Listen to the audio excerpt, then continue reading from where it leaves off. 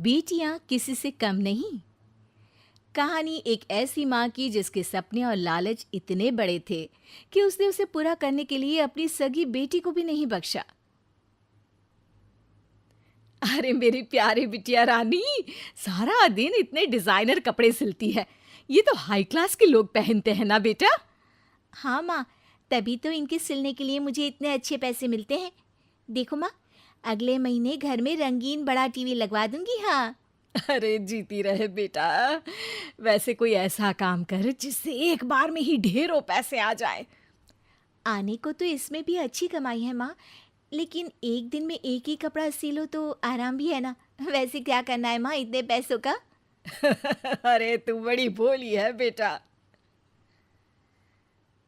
अरे ओ रायना के पापा, देखो तो। रायना के लिए मैंने एक लड़का देखा है। पैसे तो इतने हैं कि लाखों रोज इधर से उधर हो भी जाए तो पता ना चले। वो तो ठीक है, लेकिन इतने बड़े घर का लड़का हमारी रायना से शादी क्यों करेगा?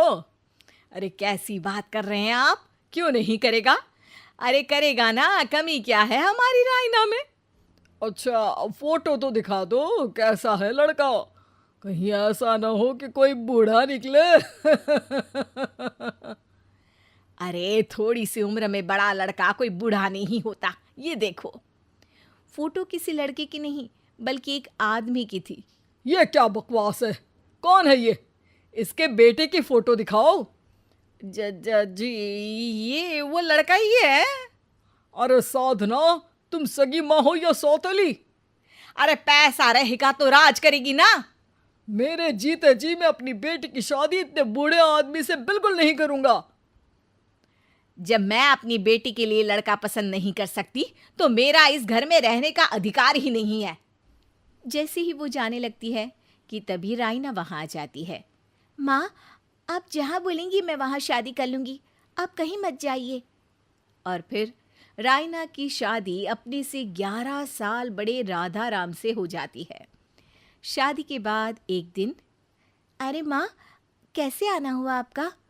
अरे बेटी, घर में आने के लिए कुछ सोचना होता है क्या? ये लो, पूरे 2 दर्जन केले हैं बेटा। शुक्रिया माँ। वैसे और बताइए। बेटा, तेरे पापा की तबीयत खराब हो गई है और तू तो जानती है कि उनकी कमाई कितनी है। अगर तुझसे कुछ पैसों का इंतजाम हो जाए तो। माँ, मेरे पास पैसे कहाँ से आएंगे? अरे वाह बेटी, तू तो गिरगिट की तरह रंग बदल रही है। अरे तुझे पढ़ाया लिखाया, तेरी शादी में पैसा लगाया, अब तेरे मायके वालों को जरूरत है तो तू ऐसे जवाब देगी? अरे अरे माँ, ऐसे मत बोल। मेरी मुंह दिखाए में जो पैसे मिले थे ना, वो मैं तुझे दे देती हूँ।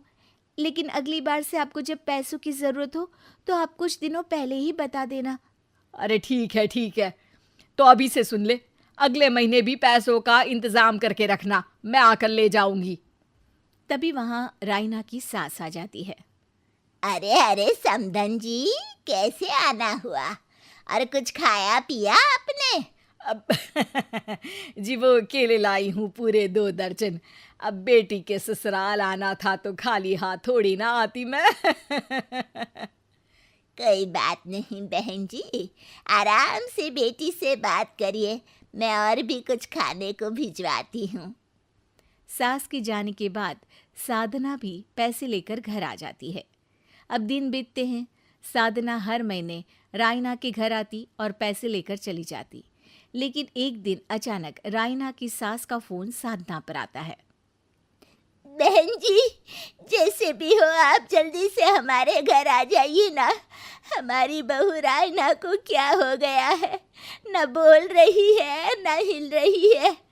हैं? अरे मार तो नहीं डाला मेरी मासूम बेटी को? साफ साफ बोल देती हूँ, मेरी बेटी को कुछ भी हुआ होगा ना तो मैं तुम लोगों को कंगाल कर दूंगी, क्लेम कर दूंगी करोड़ों का। अरे क्या हुआ भाग्यवान, कहाँ से करोड़ों आ रहे हैं? अरे मार डाला हमारी बिटिया को उन लोगों ने। हैं? क्या बोल रही हो तुम? मैंने तो पहले ही बोला था कि लड़का ठीक नहीं है। दोनों रायना के घर पहुंचते हैं, जहां रायना का पति कहता है, अरे अरे आप डरिए नहीं, डॉक्टर ने कहा है कि वो अब खतरे से बाहर है। अरे पर वो खतरे में गई क्यों? अरे क्यों मेरी लड़की को मारने की कोशिश की गई? अरे वकील करूंगी बड़े से बड़ा और सबको सड़क पर ले आऊंगी। अरे सौम्या की माँ में इतनी हिम्मत है कि वो अपनी बेटी को पाल ले। रास्ते में ले आऊंगी तुम लोगों को। हाँ। अरे माता जी, लेकिन डॉक्टर की बात तो सुन लीजिए। नहीं नहीं, मुझे किसी की बात नहीं सुननी मेरी बेटी। अरे सुन तो लो भाग्यवान कि क्या बोलना चाह रहा है तुम्हारा दामाद। जी दामाद जी, बताइए क्या हुआ है हमारी बेटी को। अरे पता नहीं, सारी सारी रात किसके लिए कपड़े सिलती रहती है और वो कपड़े जाते कहाँ हैं। अरे हम तो इतने पैसे वाले हैं, हमें तो कोई ज़रूरत नहीं है इसके सिलाई के पैसों की। मैंने तो कहा भी कि बिटिया अगर इतनी इच्छा है तो दिन में एक ड्रेस सिल लो, लेकिन मानी नहीं। आप ही की बेटी है, पूछिए आप, पूरे होश में है अब। हाँ। ये कहकर सास वहाँ से चली जाती है। अब कमरे में सिर्फ बेटी, माँ और पिता थे। बेटा, मैं तो जीते जी मर जाता अगर तुझे कुछ हो जाता तो। क्या बात है बेटा, ये लोग अच्छे नहीं, तेरा पति ठीक नहीं है बेटा। अरे नहीं नहीं पापा, ये तो साक्षात भगवान का रूप है। मेरी सास तो मेरा पूरा ख्याल रखती है। ये लोग बहुत अच्छे हैं पापा। अरे तो फिर क्या जरूरत पड़ गई मरने की? माँ, पता ही नहीं चला, सारी सारी रात काम करती रहती। आपको पैसे भी तो देने थे, लेकिन ये नहीं पता था कि सेहत खराब हो जाएगी। अरे पैसे देने थे तो सास से या पति से लेकर दे देती। नहीं नहीं माँ, ये मेरे सम्मान के खिलाफ था। आप लोगों ने मुझे इस लायक बनाया है कि मैं आप लोगों की मदद अपने पैसों से करूं। पिता को साधना पर बहुत गुस्सा आता है, लेकिन साधना की आंखों में आंसू होते हैं। मुझे माफ कर दे बेटा, मैंने कभी नहीं सोचा था कि तू इतनी स्वाभिमानी निकलेगी। बेटा, मैंने अपने लालच में तेरा जीवन बर्बाद कर दिया, मुझे माफ कर दे बेटा।